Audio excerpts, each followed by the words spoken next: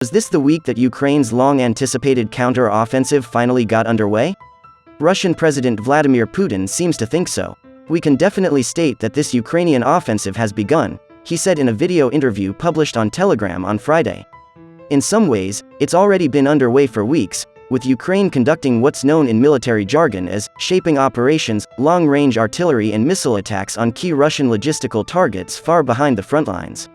Monday seemed to herald a change, with small detachments of lightly armored Ukrainian units moving forward across the open fields towards Russian fortifications in southern Ukraine, southeast of Zaporizhzhia.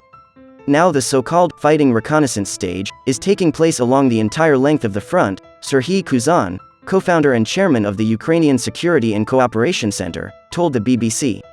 That means there's a probing of Russian defenses. Some videos and accounts suggested that they quickly ran into trouble. Somewhere this happens more successfully with small losses, Mr. Kuzan said. And somewhere less successfully, where the Russians fight back. Mr. Kuzan declined to name specific towns, saying only that they were all in the area south of Zaporizhzhia.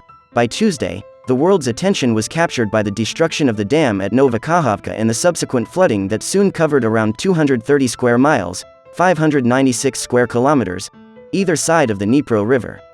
For all the Kremlin's denials, it didn't look like a coincidence. The dam, and the road across it, offered a possible line of attack for Ukrainian forces looking for ways to keep Russian forces off balance. It seems highly likely that Russian forces, which controlled the dam, decided to blow it up, taking one of Kyiv's military operations off the table. Kyiv had already signaled its interest in this stretch of the front line more than once. In late April, Ukrainian soldiers crossed the river and briefly established a bridgehead at Oleshki. Ukraine also took control of several small islands in the Dnipro Delta, close to Kherson. The extent of Kyiv's military plans for this area is not known, and is now academic. The catastrophic flooding will have made river crossings impossible for the time being. But the fact that such a direction was an option was seen by the Russians, Mr. Kuzan said. While the authorities in Kyiv suddenly grappled with the flooding, the fighting continued, and seemed to escalate, further east. By early Thursday morning, the UK's Ministry of Defence tweeted that heavy fighting continues along multiple sectors of the front, adding that in most areas, Ukraine holds the initiative. In a video the same day, Russia's defense minister, Serhii Kuzan, said that Russian forces had repelled an overnight Ukrainian attack in the area south of Zaporizhzhia, involving 150 armored vehicles and 1,500 troops.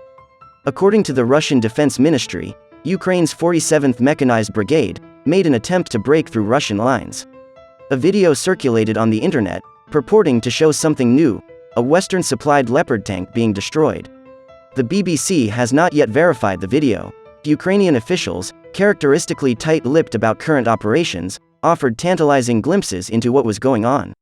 Hanna Maliar, the deputy defense minister, coyly said that Russian troops were actively on the defensive in the area around the town of Orikhiv, around 65 kilometers southeast of Zaporizhzhia. In a statement on Telegram, she also confirmed that battles were continuing around Velika Novosilka, further east. The two towns likely form the western and eastern edges of a heavily fortified stretch of the front line where many analysts believe Ukraine will eventually try and punch through Russian lines. It's not a secret that one of our main goals is to cut the land corridor that feeds the whole southern grouping of enemy forces, Mr. Kuzan said. Pro-Russian telegram channels in the Donbass were full of excited chatter about Ukraine's latest moves, much of it laced with scorn. They are going where the Russians are waiting for them, one member posted in the I Love Kramatorsk group. What stupidity! Others acknowledged that Ukrainian forces had moved forward, but questioned the price in lost men and armor. I really question the price of this success, another member of the same group commented. Do they have enough forces to reach Tokmak, 44 kilometers south of Orikhiv, let alone Berdyansk and Melitopol? But it's not the only area where fighting is raging. Footage from north and south of the city of Bakhmut, scene of one of the longest and bloodiest battles of the war, appeared to show Ukrainian forces moving forward.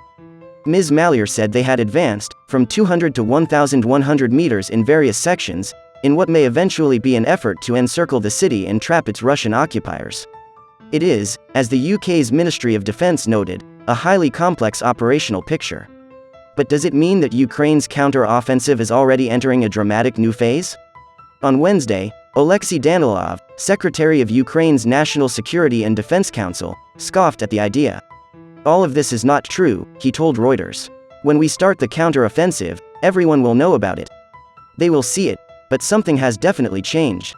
The point is that the front is finally moving, Serhii Kuzan said, adding that several options were still open to Ukrainian commanders. But Ukraine is also operating under a number of significant restraints, the main one being the lack of fighter jets capable of providing support from the air. That's why we move slowly, Mr. Kuzan said, and then move air defense systems closer. Another factor is time. This offensive will probably last no more than 5 months, after which autumn rain will once again render open ground impassable for heavy armored vehicles. What will success look like? If Ukrainian forces can punch through Russian lines, all the way to the Sea of Azov, then any Russian troops west of that breach will suddenly be much more vulnerable, dependent entirely on supply lines through the Crimean Peninsula. All that would then remain, Mr. Kuzan says, would be to destroy the Kerch bridge linking Russia with Crimea, briefly disabled by a huge truck bomb last October, and attack ships and planes being used to ferry supplies to the peninsula. That would be the end, he says. But don't expect this to happen soon. It'll take months.